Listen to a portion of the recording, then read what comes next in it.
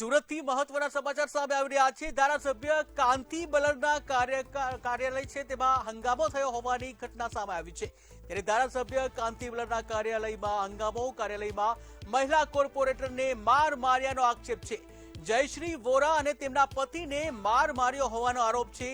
ત્યારે ટીપી સ્કીમના અધ્યક્ષ મહેન્દ્ર દેસાઈ પર માર મારવાનો આરોપ લગાવવામાં આવ્યો છે।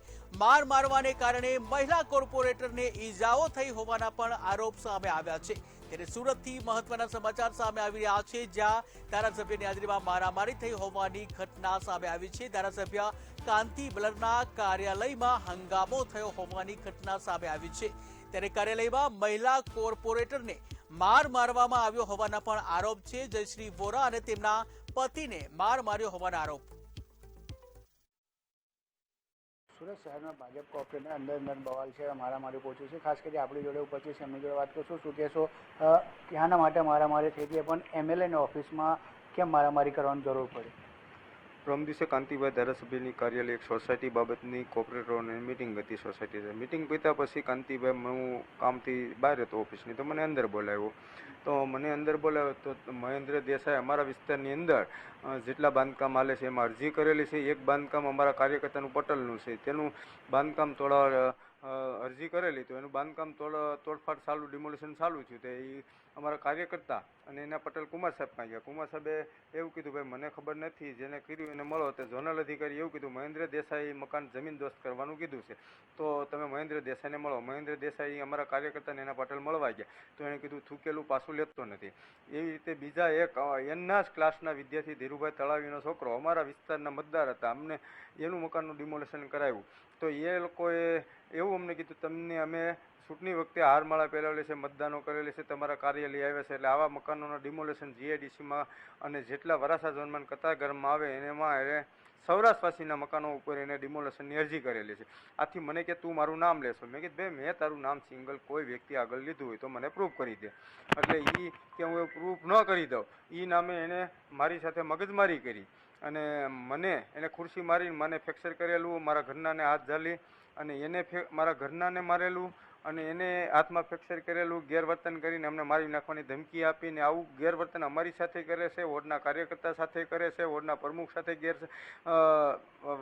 વારંવાર ઝઘડા કરી અને વોર્ડની અંદર ભાગલા કરીને અગાઉ આવું રાજકારણ કરતો, એના સોસાયટી આગળ ભાજપનો ખેસ પહેરીને પણ એ ઝઘડો કરેલો, આવા પૂર અમારી પાસે છે। દર વખતે વોર્ડની અંદર આવા ડખા કરતા મહેન્દ્ર દેસાઈ ભારતીય જનતા પાર્ટીમાં હમણાં જ ટીપી ચેરમેન બનાવેલ છે।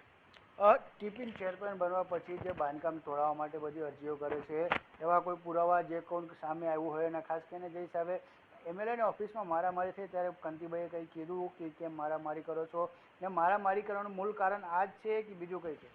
મારામારી કરવાનું એને પોતે અરજી કરેલી છે અને મકાનના ડિમોલેશન કરેલા છે, પ્રૂફ છે, ઝોનના અધિકારીની સાબિતી છે, મકાન માલિકને ખબર છે કોણે અરજી કરી। એવા દરેક મકાન ઉપર સૌરાષ્ટ્રવાસી પાટીદારોના મકાન ઉપર એની અરજી કરેલી છે, મારી પાસે પ્રૂફ સાથે સાબિતી છે। ત્યાર પછી એને જીઆઈડીસીમાં તોડપાણી કરેલું છે, એ જે એક મકાન માલિકે કીધું, છતાં એની અરજી કરેલી છે। અને આવું બનાવ છતાં કાંતિભાઈ ધારાસભ્ય પછી મેં 100 નંબર પર ફોન કરેલો કે પોલીસ ફરિયાદ કરવા, ત્યારે મને કે મારું કાર્યાલય બદનામ થાય ને તમને આમ થાય તેમ કરીને કાંતિભાઈ અમને વાતને પૂરી કરાવી નિકાલ લાવ્યો। પછી મેં ઘરે આવતા મેં પ્રદેશ અધ્યક્ષ જગદીશભાઈ પંચાલ ને મેં લેટર મેલ કરેલો છે, પ્રશાંતભાઈ કોરાટ સાથે ફોનથી વાત કરેલી છે, મેલ કરેલો છે, રત્નાગરજીને મેં મેલ કરેલો છે અને શહેર અધ્યક્ષ સાથે કેનેડા વાત થયેલી છે, મેં મારા જે એને જાણ કરેલી છે। અને મેં આ બધી મેલ કરી મારા ઘરના જયશ્રીબેન વોરા કોર્પોરેટર મહિલા ઉપર એને હાથ ઉગામી, એટલે મેં એના લેટર પેડ ઉપર મેં પાર્ટી કાર્યાલય રજૂઆત કરેલી છે। હવે તમને અને તમારી વાતને ક્યાં ક્યાં વાગ્યું છે? મને એને ખુરશી મારીને મારા હાથ ઉપર ફ્રેક્ચર થયેલું છે, મારા ઘરનાને એને હાથ મોડીને એને આંગળી ઉપર ફ્રેક્ચર થયેલું। એ એમ કહે છે ડૉક્ટર કોણ છે મને કયો, ખોટા ડૉક્ટરે રિપોર્ટ આપ્યો, ડૉક્ટર અરવિંદભાઈ સિરોયા એના મામા જ થાય છે, ત્યાં જઈને પૂછ્યા ખોટા રિપોર્ટ છે ખાસા। અત્યારે એ એવું કહે છે ખોટા રિપોર્ટ છે, તો તું અરવિંદભાઈ સિરોયા પાસે તપાસ કરાય, ખોટા રિપોર્ટ છે ખાસા।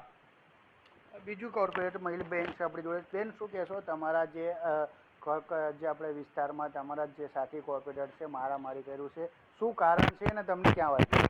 મને આંગળીએ વાગ્યું છે, ફ્રેક્ચર થઈ ગયું છે અને મારા પતિને ફ્રેક્ચર થઈ ગયું છે અહીંથી, અને બલર સાહેબની ઓફિસમાં મારામારી થઈ। આના માટે મારામારી થઈ ગઈ? એ મકાનનું ડિમોલેશન મારું થયું। શું વાત થઈ હતી? બાંધકામનું ડિમોલેશ કરાવવા જાય પૈસા હારુંથી તોડ કરે છે બધાય. હા મહેન્દ્ર દેસાઈ. હા. તો કાંતિભાઈને જે ઓફિસ છે એમાં શું વાત થઈ ને એવી વાત શું હતી કે મારામારી સુધી પહોંચી ગઈ? ત્યાં ડિમોલેશનની વાત હાલતી હતી ને એમાંથી મેળો તાણેથી બોલવા ને પછી ખુરશી લઈને સીધો મારવા ચડ્યો તો હું ગઈ તો મને આંગળી મોવડી નાખી. હવે પહેલા કોઈ દિવસ આવી રીતે વાત થઈ છે? અમે કોઈ દી એને ઝઘડ્યા નથી. અમે બધી એને હારે જ હોય, સાથે જ હોય. તે દિવસ પ્રમ દિવસે હું છું એ જ નથી ખબર. સ્નેહ મિલનમાં અમારા ભાડેર ગામનું હતું, એમાં આમંત્રણ આપ્યું હતું. રોટરી ક્લબમાં આમંત્રણ આપ્યું હતું, સ્વાગત કર્યું હતું. અમારે કોઈ દી એને બબાલ કાંઈ નથી થઈ. અચાનક જ એણે અમારી સાથે આવું કરે છે. બિલકુલ. આ સાથી કોર્પોરેટર અને આંખમાં અને આંગળીમાં ફ્રેક્ચર પણ આવ્યો છે. ખાસ કરીને વાત કરીએ જે હિસાબે મહેન્દ્ર દેસાઈ છે સાથી કોર્પોરેટરના આરોપની હિસાબે કે એ બાંધકામમાં અરજી કરીને તોડ કરાવે છે અને એ તોડ પણ કરે છે. તેના લઈને ખાસ કરીને વાત કરીએ જે હિસાબે આ મારામારી થઈ. ખાસ કરીને જ્યારે પોલીસ બોલાવવાની વાત આવી ત્યારે એમએલએ આપણે બલર સાહેબ છે એમને કીધું કે હાલ અમે પોલીસ નહીં બોલાવતા, અમારા જે કાર્યાલય છે એ બદનામ થશે. તેને લઈને હાલ ત્યારે મટી ગઈ હતી. પણ ખાસ કરીને વાત કરીએ જ્યારે કોર્પોરેટર છે એ તમામ લોકોને ફરિયાદ કરી ત્યારે અમે તો જોગા રહી. કેમેરામેન શોએબ શેખ સાથે દીપક રાયમન, કેબી ન્યૂઝ, સુરત.